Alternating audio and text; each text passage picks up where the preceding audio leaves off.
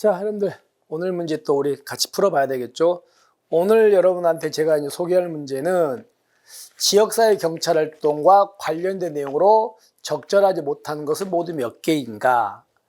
이 부분이 최근 들어서 시험에 출제가 좀 자주 되고 있거든요. 근데 이 부분을 문제 낼 때 여기를 뭐 응용해서 내거나 이러진 않고요. 그 학자들이 주장할 내용을 그냥 그대로 그냥 연결 문제로 물어보고 있으니까 그걸 조심하시면 됩니다. 한번 보시면 첫 번째가 이제 지역 중심적 경찰활동이라는 게 있다는 겁니다. 지역 중심적 경찰활동은 여기 보시면 경찰과 지역사회가 협력해서 길거리 범죄, 물리적 무질서 등을 확인하고 해결함으로써 여기 포인트가 주민들의 삶의 질 개선 있죠. 이 말 조심하시고 이 말 나오면 이게 지역 중심적 경찰활동이다. 됐죠? 맞습니다. 그 다음에 이웃지향적 경찰활동은 보세요. 문제들에 대한 효과적인 대응 전략들을 마련하면서 필요한 경우 경찰과 지역에서 협력할 수 있는 대응 전략. 그러니까 보세요. 문제들에 대한 효과적인 대응 전략이잖아요. 그러면 만약에 어떤 지역사회에 사건이 터집니다. 그러면 사건이 터지려면 그 지역사회에 여러 가지 문제가 있겠죠. 그러면 사건 터지기 전에 문제를 찾아가지고 문제를 해결해 버리는 거예요. 그래서 이거는 이웃지향적 경찰활동이 아니고 얘는 뭐예요? 문제지향적 경찰활동이죠. 문제지향적 경찰활동이지 이웃지향적 경찰활동이 아니라고요. 그렇죠? 아시겠죠? 잘못됐습니다. 그 다음에 경찰과 주민의 의사소통을 활성화하고, 그러면 이거는 경찰과 주민 간의 의사소통을 활성화한대요.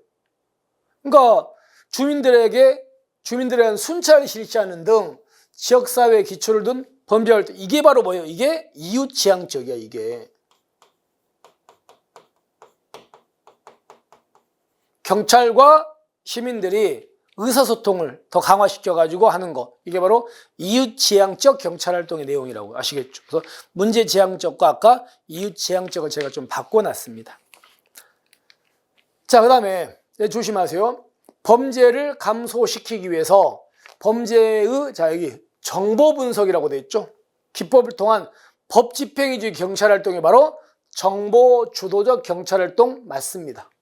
이 말을 가지고 좀 기억하시면 돼요. 이건 그대로 이제 정보 주도적 경찰활동이다. 이렇게 보시면 되겠습니다. 그 다음에 마지막으로 이제 전략지향적 경찰활동이라는 게 있거든요.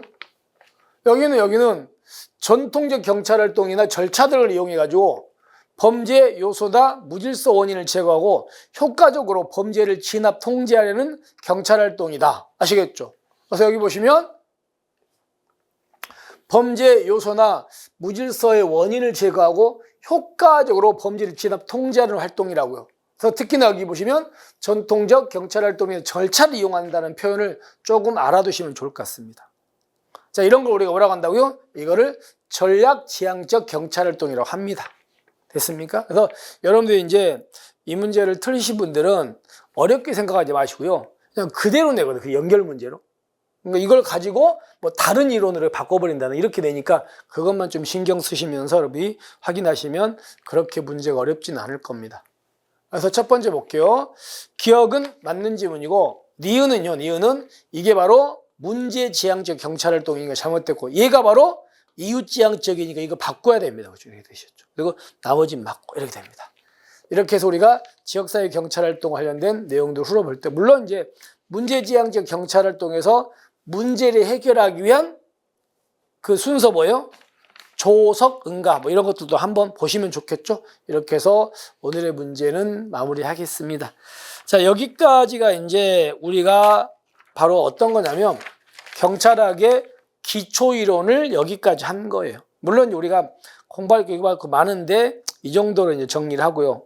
내일부터는 이제 한국경찰 역사 있죠? 이걸로 들어가고 그거 끝난 다음에 비교경찰론 이렇게 들어가겠습니다. 자, 오늘 여러분들 마무리 잘 하시고 우리는 내일 뵙겠습니다. 수고하셨습니다.